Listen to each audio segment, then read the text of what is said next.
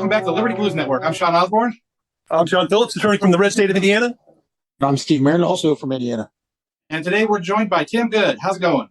It's going very well. Thank you. Thank you for having me. Yeah, so you wanna tell our listeners a little bit about yourself? You're a bail bondsman. You're into bail reform, or talking about the problems that we've had with it so far. Yes, but I feel like I'm with my brethren. So I'm an attorney who specializes in bail law. I represent bondsmen across the state of Texas. I'm also a member of the board of directors of the Professional Bondsmen of Texas. I've argued several important cases in the bail world in Texas at the Texas Court of Criminal Appeals, and so I have some expertise about bail reform and watching all these reforms across the country and seeing how crime is increasing and seeing a correlation and noting where other people are finding correlations between them as well. Yeah. So one of the things you had noted, like in a perfect world, what would you say would be good bail reform, or is there such a thing? Yes, I think good common sense bail reform would be something that increases accountability. You know, across the country in our urban areas, we're doing bail reform that's causing us to create systems that are a lot worse than what we had. So common sense bail reform would improve the existing system, not make it a whole bunch worse. Do you see part of that as changes in laws just in general? Like, me as a libertarian, I'm really against the war on drugs and things like that. Like, if I don't see a victim, I don't see a crime. How do you see that? What's your perspective? I do have a different perspective on that, probably a pretty big one. I see that I agree with an article I read one time that said that almost all crime is an outgrowth from some type of drug crime. And so if we give up on fighting drug crimes, we're giving up on pretty much fighting crime. And so I do have come from a very different perspective on that. And I also would just note that, these reforms that we're seeing across the country, it's not just me. Like in Harris County, the Democratic district attorney has issued a report saying that the bail reforms enacted there are causing crime to increase. Wouldn't you say that crime that comes from, say, drugs is due to its illegality? I mean, alcohol, I'm sure there's lots of alcohol-related crimes as well. I think there's a lot of theft crime that is people trying to get money to buy drugs. I think there's a lot of breaking into homes. I think a lot of the Cadillac converter epidemics that we're seeing across the country from the people who are taking the Cadillac converters and getting pennies on the dollar. I think for them, it is just to get a little bit of money. And in many cases, it's to get so they can buy drugs. And then the people that they're selling it to are making a killing when they take it down to its core elements and sell it for $1,000 or more. Yeah, I could say, those might be some of the people doing it, but I would see it as probably a bigger statement about the economy being trashed and, people finding other ways to make money. Because people over here, I live in Los Angeles, and some of the parks we have, people are, raiding the bathrooms and tearing out all the copper and all that kind of stuff and selling that as well. One of the parks I work at had that happen. I think as soon as it got fixed, it happened again. So I don't know if they're fixing it again or what it is. And that has to do with more of the homeless thing, which partially drugs, partially mental health, and partially other issues. We saw an article recently that said that 75% of the homeless in one city in LA or in California had mental health issues. So I think mental health is a big component of the homeless problem in California. But I think drugs are also a big part of it, because in the homeless camps that you see, drugs are endemic. Wouldn't it make more sense to just go after the people who do things while they're on drugs? Instead of like the war on drugs, just like it's legal to drink, but it's not legal to go get drunk and crash a car into stuff. Those are the people that are held accountable. We have we have to have lines that if you pass them, you have to have consequences. And I think, that a lot of what we're talking about is where do we draw the line? I believe that we should draw a line that's consistent with the theory of broken windows law enforcement, because I think when New York became safe during Giuliani's term, this wasn't Giuliani's idea. It is a known theory of policing that is taught in criminal justice courses. It's called broken windows theory. And so I think that if we go to that type of theory where we start with a broken window and we build up from small crimes to big crimes, we'll see a drastic decrease of the big crimes. I'm a big supporter of that. And I think that is probably contrary to your theory. As a libertarian, property crime is one of the issues that we, if you damage somebody's property, that's obviously something that should be taken care of. So I agree with that. I said, I hear we got a lot of stuff where people are home invasion robberies. While they fight the war on drugs, we have rape tests that are untested, or rape tests that are untested here, and things like that. But we also got this horrible DA out here, Gascon, who wants to let everybody out of jail. So there's some definite reform needed. That's without a shadow of a doubt. Well, his office has come out in the last couple of years saying, we just have a difference of opinion over who the real victim is. And so, his office believes that the criminal accused of crime is the real victim and not the person who's had a crime committed on them. And I disagree with that. And I mean, we can't have a society where we have public safety if that's the theory of criminal justice. And California is probably a really good example of, where we've gone wrong on property crimes. We've, decriminalized so many property crimes. You've now got chain businesses closing across the state or in your urban areas because they can't provide a safe work environment for their employees, and because they can't make a living because the shoplifting is so high. You can't sustain a business when you have $25,000 at least in shoplifting every day, and everybody's turning their back on it. This all started with, it's just insured, it's property damage. Right. That's a damage to society. And what we're finding now in our urban areas, those buildings, when we have property damage, when we have protests, if you want to call them that, or riots, if you want to call them that, when we have property damage from those and the insurance companies don't pay because they consider it a riot, or the owners don't build back, that's a direct damage to the society, and it also decreases the tax base, and so it decreases the revenue the next year for the very people that for the services that money is intended for. And so we just have politicians that are not thinking these things through, and they're causing substantial damages all the way through the economy. Yeah, jobs lost as well. Those people are lost their job. People who work at those chain stores. Because for people who don't realize it, here in Los Angeles, there's been a few. I think there's 6 or 7 Starbucks just within Los Angeles area that have closed because they said that they cannot keep their workers safe in those areas. A couple up in Hollywood, the very busy areas. They said they can't keep them safe there. And people like to say, it's because they're unionizing, but the people who actually work there say no, they can't keep us safe. They're moving us to other places. Well, you have another example of that in New York, where you have the Republican candidate for governor attacked on stage, and the systems that have been set up by the state can't even hold the accused in jail. He's immediately released under their bail reform. And so it took the feds coming in and charging him with a federal crime. And then under their bail system, they hold probably on average 70-something% of the people charged. So he got held, but only because the Fed stepped in. The state couldn't do it. And I think we're seeing a lot of that in California. I think the real problem that we're seeing is, we don't know how to process large numbers of people through the urban jails because we just have so much crime going on. And as a result, we're seeing experiments to try alternatives, and those are failing, and they're failing miserably. In New York, we tried simple release instead of using more surety bonds. And then in Harris County, by court order settlement, they tried more. And it's just been a fiasco everywhere it's been tried. And when you give up, I tell judges all the time, if you don't care whether somebody comes to court, then you don't need us. And I would argue right now for misdemeanors in Harris County, they don't care whether everybody comes to court because they have a 72% chance their case is going to be dismissed. And it's because they're just being simply released. They have a huge backlog and they can't get cases resolved, so they end up having them dismissed. I think that's what's happening in our urban areas across the country. So do you see some of the things like that in Indiana, John? He's muted. I don't have an answer for prison reform and all this. I'm familiar with the broken window theory. But I mean, my biggest problem, and I don't know how to solve it, and I don't know what can be done about it, but the incarceration rate in the United States is just astronomical in comparison to, similar countries. And I don't understand why that is. Okay. Well, the U.S. has, the drugs in the world are being sent to the United States. And if we start with the proposition that most crime is an offshoot or is directly related to drug enterprises, illegal drug enterprises, then suddenly you see we don't have enough people in jail in our urban areas because we've got families that have failed, schools that have failed, crimes running amok, gangs running amok. I did a podcast with the sheriff of Tarrant County, which is Fort Worth, which is the 3rd largest county in the state. He said 80% of the people in my jail share 3 things: no father in their life, no education, and there's some outside influence, either drugs or gangs. And if we can't get a hold of our urban areas and address those three things, then crime will continue to increase. Yeah, I really see it as they should focus on like the property crimes, theft and stuff like that. If the jails only had those people in it, it would be a much more manageable system. Because I speak out of history. I've had like I said, I live out here in California. We have legal marijuana, but I still had the cops knock in my door, wake me up with a gun in my face, that kind of stuff. And had to post bail for my brother, and they gave him $8,000 bail on a marijuana charge. And we're in front of the same judge that the Night Stalker saw. And we see just complete lunacy of that. The marijuana itself, the plant, nor its actions cause people to cause crimes. The illegality of it, just like money. People rob banks for money. People rob this for money. They break into houses for money for one reason or another because of the intrinsic value of something. And that's not.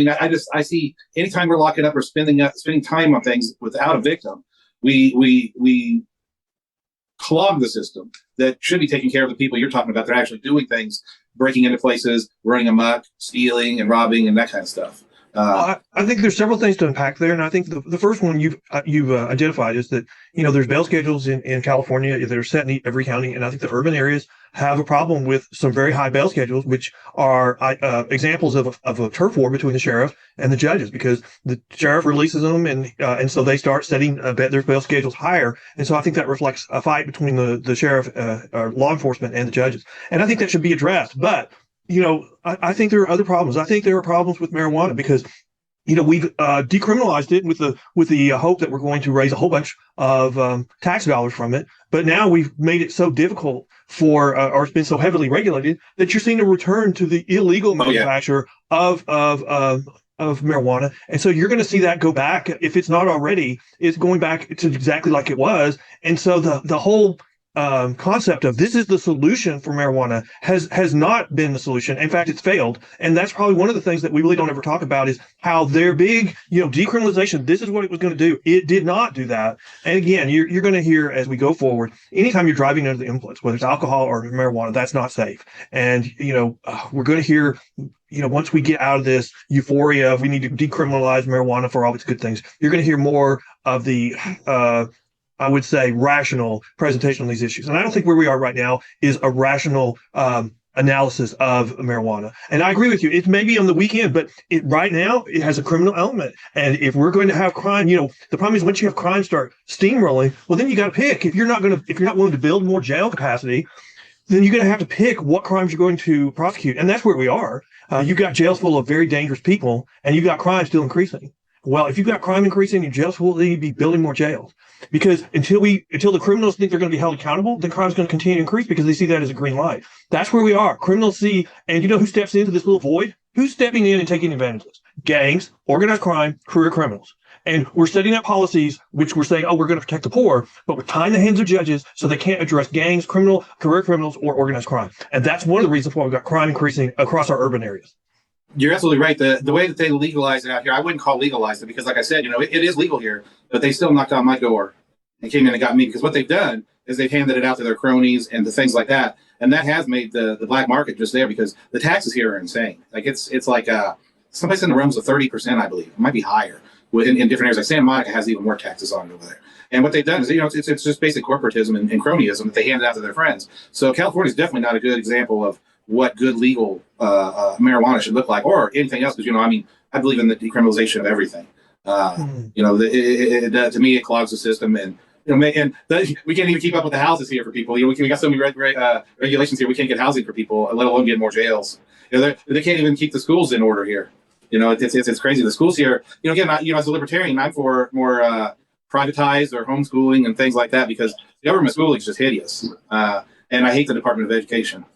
I think we should start with, the premise of, are people essentially good people or are they really essentially bad? And, there's philosophies, when you go, I have a political science degree and several other degrees and I went to law school, but, there's philosophies that teach that at our basic sense, when two people meet, we want to fight. We want to fight I want to fight you for all your power. You want to fight me for all my power. And and even the Bible teaches that we're essentially bad people and we're saved by grace. And then we have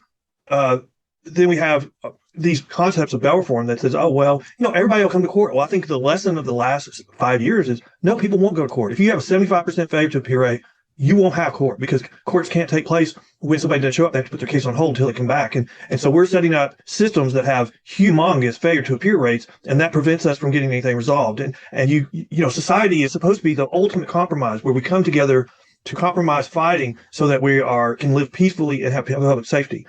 What we're seeing now is we're almost going back to a time where, everybody wants to fight everybody for their power, whether it's, cronyism, like you've mentioned, or whether it's just paying people off. I mean, we are now at the point where you would say everyone's bad. Everybody's going after whatever you have. If you have something, somebody wants it.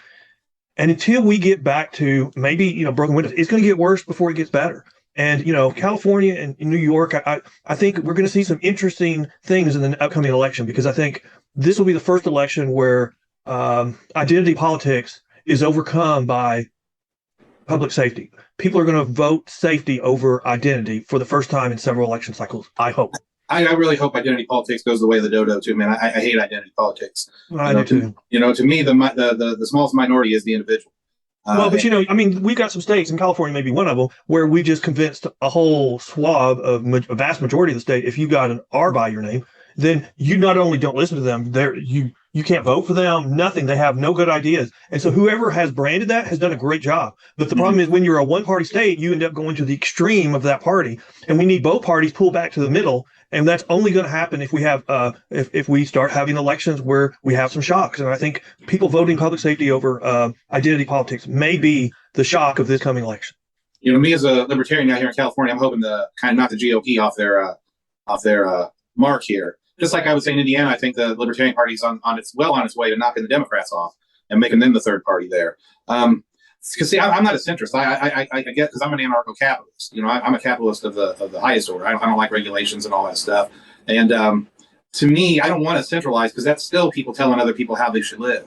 I'm into decentralizing, with small groups of people get their own thing. And like I said, so long as they don't, break my stuff, take my stuff, or hurt somebody, we should. That's the way to a civil society, if you ask me. When we try to impose, when the Republicans or Democrats try to impose, their worldviews, like just use the Democrats. If you disagree with them, you're a fascist, you're racist, and you support. You might as well go back to this pre-Civil War in their eyes.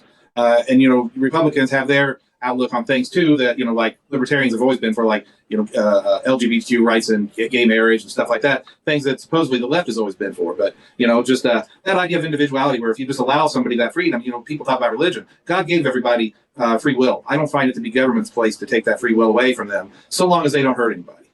Let me make a point, and I think I'm intentionally not saying that this is my point, but let me make a point that I've read in a recent article, and the point was, what if this whole thing about Trump, what if the whole constant attack on Trump is only because he has made such inroads into Hispanic voters and black voters, and so the Democrat Party had to kill him politically because they couldn't survive if that growth in voters continued. Now, I'm not saying that that's true or that explains everything, but if you look at it, I mean, let's say we got one party that probably believes that pretty much. You've got another party that thinks Trump is a total crook, and you have nobody that is willing to compromise. I've said for a while that a democracy can't survive except from the consent of the defeated. Right now, we have one party on the left that every time they lose, they refuse to concede. They refuse to consent to be governed by the winner. They call it illegitimate. They call it that this election was stolen. And as long as we continue to do that, we are in for a rough time, because we can't have just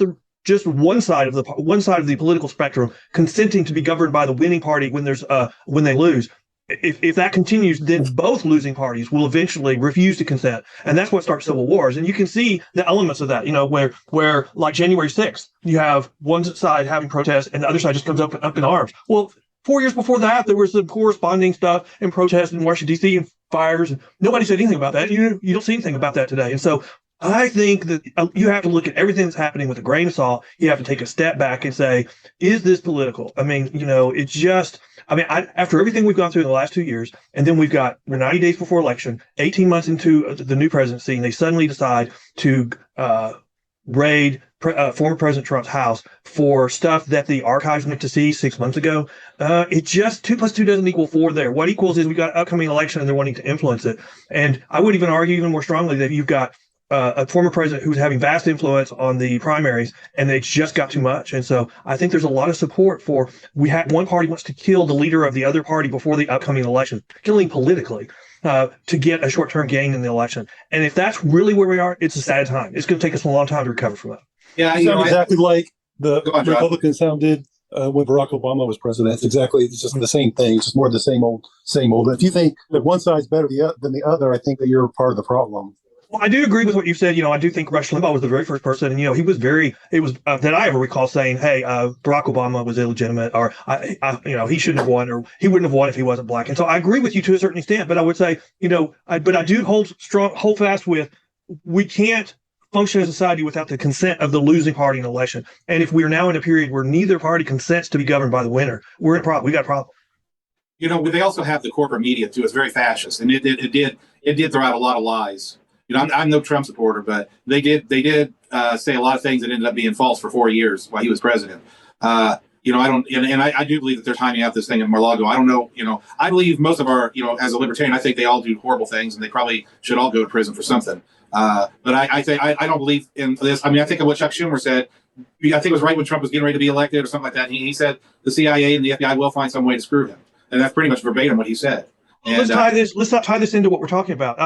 It's almost like identity politics has overcome rationality, and all of our policies tie into identity politics. So bail reform, we have to look at it from the party in power, and they have to do it in a certain way to keep their supporters in line. And we've also had cycles of elections in the last, how many cycles where we've had some scandal, 6 months before an election, we've had protests. Well, this is the first time we've not seen that. And I think it's because maybe some of those were political and they would backfire if they did it now. It's not like they haven't had something that they could point to.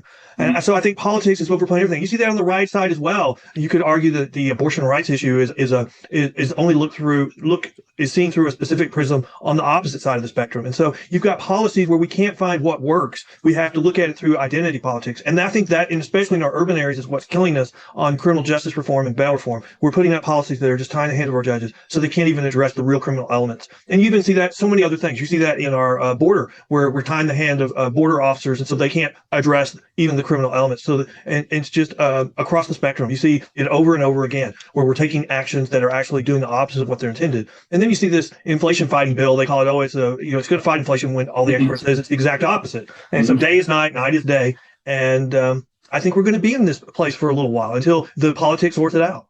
Yeah, and don't forget, we're not in a recession either. Yeah. Well, they definitely got some newspeak going on. I mean, I would have never dreamed that we would be in a country where a president could say we're not in a recession, and the mainstream media would jump into it and say that. And then if you want to know how awful this reaction is, just imagine if the other party was in office and they tried to do the same thing, and what their reaction would be, and how they would belittle that party. And then you realize, we've got a real problem. And until we start focusing on the real problem, it's going to continue to get worse. And so in our urban areas, the real problem is crime is going up. And if crime is going up because drugs are a problem, and because the criminal, career criminals and organized crime and gang members are taking over those areas, then we're going to have to build more jail capacity until we get that under control. We have to put more people in jail until we get it under control before it will start coming down. People have to know they're going to be held accountable before they'll start complying. And if they don't, then they won't. Well, let's take a little break and come back and see if John has something to say about like the bail reform, like how it's going in Indiana and stuff like that. Because I already said what I thought about that. So we'll take a little break and we'll be right back. 35 years later, I had to step in and have her declared incompetent. And then I was her guardian for the rest of her life. And she was living in an assisted living facility where they regulated her drugs. And for the very first time in her entire life, since she had this problem, she was doing better than she had done in 30 years.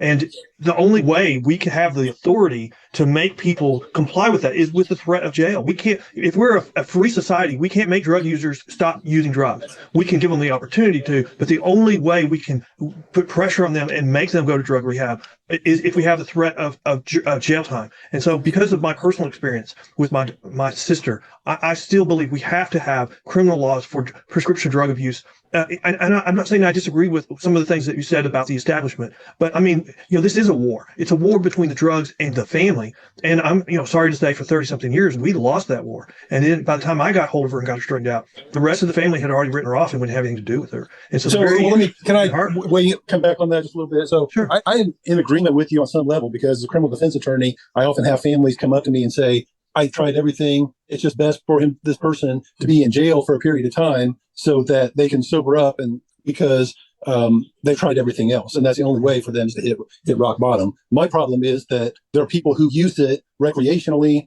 who aren't causing any problems, who are healthy. Willie Nelson has been very successful. He's now caught up in his taxes. He's from Austin, Texas. Who am I to say that marijuana or any other drug is wrong for every single person? You have to be pretty smart to know that. Clearly, it wasn't right for your sister, and it's not right for other people. But getting long periods of sentences in jail for recreational use for people who aren't doing any other type of harm doesn't make any sense. I think that if a person is truly an addict, eventually they'll run afoul of the law in some other way, not just being using or possessing drugs. They'll be trespassing, they'll be intoxicated, bothering someone in public, and that sort of thing.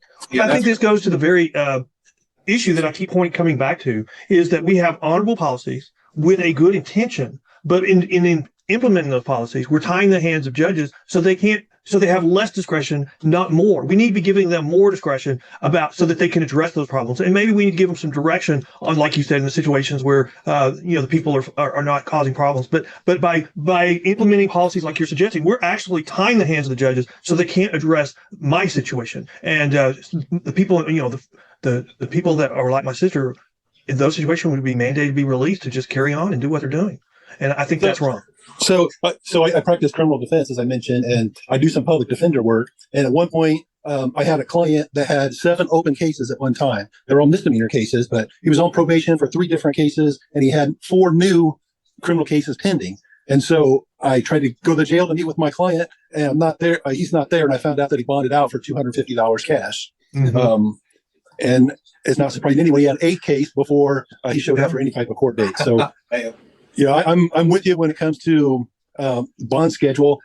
What they've kind of gone through here in Indiana is more of a cash bond, so they have that money to pay for some services that don't work and court costs and to pay the police and that sort of thing. So it's more about money. And as they have a bail bondsman, then they don't get any money back, and there's no money for those things. Well, I am familiar with Indiana and their bail reform, and I am familiar about their 10% or to the bondsman or to the court, and I'm kind of opposed to the 10% to the court, and the reason, and I'm opposed to it for 2 reasons. Number one, then courts become reliant upon it for funding their infrastructure, and number two, when you use a release mechanism where the court just lets you go, the failure to appear rate is so much higher. Like you said, you had a client, he didn't come back until he got another case. That's what you see. I mean, what our friends in the our politicians don't realize is, if you're using a surety bond for that has a 10% failure to appear rate, and you go to 10% to the court, and it has a 40% failure to appear rate. Well, suddenly you need at least a third more courts to be able to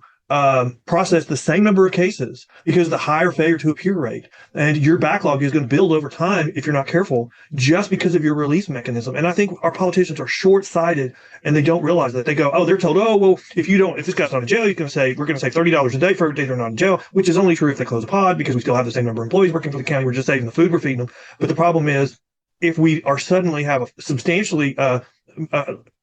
increase in the failure to appear rate, well, then the whole justice system slows down, and we can't get cases resolved. If the judges have more room to make their own decisions, doesn't that get into like judicial activism? Like you could have one person walk away for something, and the other person go to jail for 10 years for the same thing, depending on what the judge does. It is a problem in some areas, and you see where Soros and his political action committee is getting involved in those types of races for that very reason.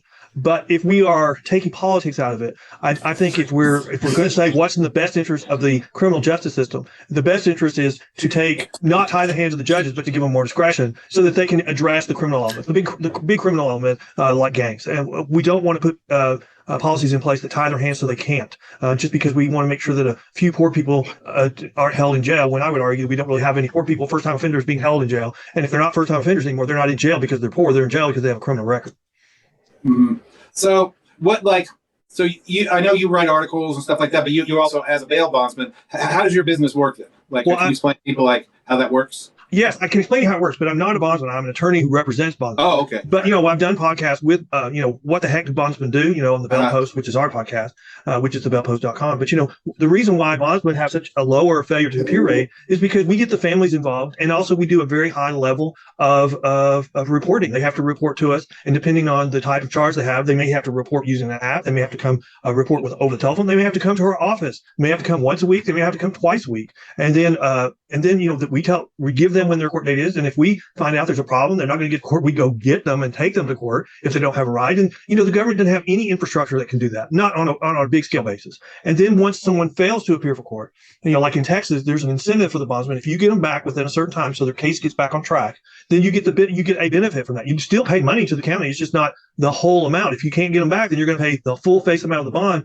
to the county. And what you have in California, what you have in a lot of other states, is when you're using court 10% or just a personal bond, when they fail to appear, they just issue a warrant. It goes down to the warrant division with the tens of thousands of other warrants waiting to be served. And I saw a study one time that said in those situations, 80% of those people have to commit another crime to come back into the system. Now, hopefully it's just a traffic stop, but it can be a substantial other crime. It can be a drug crime. It can be a violent crime because they get scared. And that's probably the biggest benefit that people don't realize bondsmen have. And that is when they fail to show up, we have a personal relationship with them. We can explain to them, hey, This is what you can expect. Let's get you back on track. Let's get you back to court. And because of that trust, we can get them to go back to court quicker than they don't know anybody. They're scared. They hide or they start running. How much do you think is a reasonable bail for, like, say, a nonviolent? Well, Texas just did a big change in their bail reform laws, and what they did, the number one change they did was you have to review their criminal history. So I think if they don't have a criminal history, I think the bail should be one amount, should be low. But if they have a substantial criminal history, then I think that the bail should reflect that. And the problem, like, John mentioned, is if you've got somebody that's got 6 or 7 current charges pending, then that's someone who has a problem, and their bail needs to be a different amount. What we've got right now, like Harris County, the district attorney said their jail is full. They just asked for an additional $25 million to ship people because they have unsustainable jail overcrowding. But she said their jail is full of very dangerous people. And Crime Stoppers is monitoring. They're tracking 170-something people or more who the defendant was out either on a low bond or he was out on a personal bond for murder, and he's committed another murder. And so, some people are arguing that in Harris County, you get one free murder, like a dog gets one free bite. That's how bad it is. And it's going to get worse. The jail overcrowding is going to get worse before it gets better. And it's because we've got judges who think, well, we just got to release them. That's what we need to do. That's what we should be doing because it's not their fault. Until that's not criminal justice. That's what breeds more crime. Did they let a lot of people out of jail because of COVID there too? They did, and they tried to do even more, and the governor got involved, and he issued what we call Executive Order 13, which limited the use of PR bonds for certain violent offenses, and that went up to the Fifth Circuit, and it was upheld as constitutional, because under the Texas Constitution, the only type of release that is protected, the Texas Constitution is released by surety, which is the private industry, and so the Fifth Circuit held that if it's not protected by the Constitution, what the legislature gives, the legislature can take away, and so that was one of the cornerstones of the bail reform that was enacted in the last session. They limited the use of PR bonds, personal bonds, for violent offenses. So, hey, I got a question.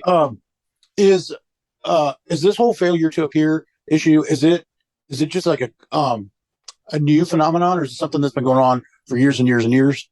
It's been going on for years and years and years because, the bonding community or the private industry has been around for 200 years. But we've had other pushes to get rid of the bail industry. We went through the same thing in the 60s where, it's just not fair. It's not constitutional. We need to but the problem is there's nothing to replace the industry with that does anything near as good of a job as it currently does. And so that's the reason why you're seeing crime go up and you're seeing a failure to appear skyrocket, because we're replacing a proven system and we're trying stuff that's just showing that it is not working. In New York, it's just a complete failure. And they've rolled it back twice now. They'll probably roll it back again after the next election. And so you would say we just, from a policy standpoint, we're getting a push to get rid of the bail industry, but we're replacing it with something that's not proven, doesn't work. And that's why we're seeing these terrible results. And you're now starting to see people acknowledge, like the DA in Harris County, saying the bail reform that we did is causing crime to increase. Yeah, the system is definitely broke. I don't think I wouldn't call the system that we have showing that it has worked, because like we've said, we believe like the war on drugs is a big part of the system being broke, but also not hold people accountable when they do things. Like out here we have the homeless thing, and the sheriff was fighting. Sheriff Villanueva was fighting, about the mandates. He wasn't going to back those up. He was going to worry about people who were, basically destroying parks and beaches and stuff like that. So the whole system just seems like it's just completely on its head. It is, and I don't know what the answer to that is. I will say this: the people have asked me, "What's the compromise here?" And I question whether there is a compromise, because right now, if you look across the country, you would say the compromise that people are trying is we won't do anything on misdemeanors and we'll concentrate on the violent felonies. And that's been a failure. In fact, I would say if that's your compromise, then today's misdemeanors is the breeding ground for tomorrow's felonies. You're just giving them a green light. And when they finally cross the line, you've actually made it much worse for them. So that's not the compromise. And I don't know if there is a compromise on this issue, because you got to feel safe. You got to have public safety. And if you're trying to limit guns, but at the same time, you will not provide a safe community for me, then we're heading for a collision. As a libertarian, I sit back and I see, the conservative side and the so-called liberal side, and I see what they have to say. And I would say the compromise is really libertarianism in that sense. If you break my stuff, if you steal somebody's stuff, if you do this violent thing, then you get the full force of, the jurisdiction which you live in. And definitely, I'm for absolutely no gun control. I don't believe in any gun control. So are you saying that we can have illegal drugs brought into the country and then sold, but if nobody gets hurt, if they take the money and then they take it out of the country, that because no one is killed to a drug overdose, that would be, we shouldn't have crime or any accountability for that in our country? I don't think drugs should be illegal. You See, know, here's my point on that. We've tried the experiment in California. And so what are they doing? They're going back to the black market. And so in the black market, they're doing a whole bunch of illegal activity to get it to market. And so I think that so much of our crime today, I agree with an article I read, so much of our crime, 80% of our crime today is an offshoot of some part of the drug trade. And if we're giving up on drugs crimes, we're giving up on all crime. yeah, no, I agree with that statement. I just think I look at it from a different point of view. It's not the drugs; it's the war on drugs. You know, when you have a war, you are going to have conflict. You can't have resolution during that war. So, yeah, I guess overall, I think we see the same problem. Just we have a little bit different opinions on it. It's good to have a civil discussion about it because that's something you can't have a lot of places these days. I agree. So, did John or Steve? Did you have any other questions? Possibility. Yes, it is a possibility. No. No. All right. Nope. So where can people reach you? We'll put a link to your to the that you sent me. I'll put that in the details. But where can people reach you? Like on Twitter, Facebook? Any articles that you've written that you want people to see? Our website is pbtx.com, which is the Professional Bondsmen of Texas. We have a blog that's available on that website. We also have a podcast called The Bail Post, which is thebailpost.com. We have a lot of different criminal justice issues on there. We've talked to judges, we've talked to sheriffs, we've talked to bondsmen, of course, we've talked to elected representatives looking for how things are working and how they're not working and what does work. And on Facebook, I think we have the Professional Bondsmen of Texas there, and on Twitter. All right, great. Somebody you might be interested in having on your podcast is Judge Jim Gray. He was he was a vice president candidate in 2012 for the Libertarians, and he's I think it was a circuit judge out here in California, and he's into criminal justice reform. So he might be somebody might be an interesting conversation for your show. That'd be great. Yeah, so you might want to reach out to him, and I appreciate you coming on the show.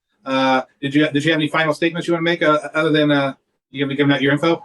No, I would just say thank you very much for having me. I agree with what you just said about I'm all about having a civil conversation. It's hard some places to go to have a civil conversation where you give your point and then somebody stands up and says you're an idiot, you're stupid, you're racist, and so nobody should listen to you. And so I'm always looking for an intelligent conversation. If you tell me we're going to have a civil conversation, I'll go anywhere. And because I don't mind debating issues, but I can't out racist you, or I can't out yell you, and I won't do that.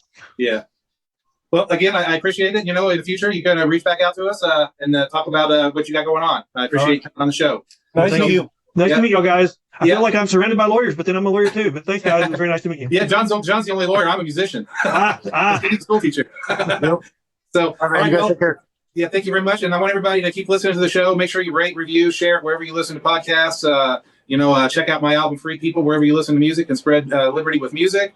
And you can follow me on Twitter at Mad Sean Osborne. And I'm also on Facebook at This Might Make You Mad. So peace to everybody and freedom for everybody.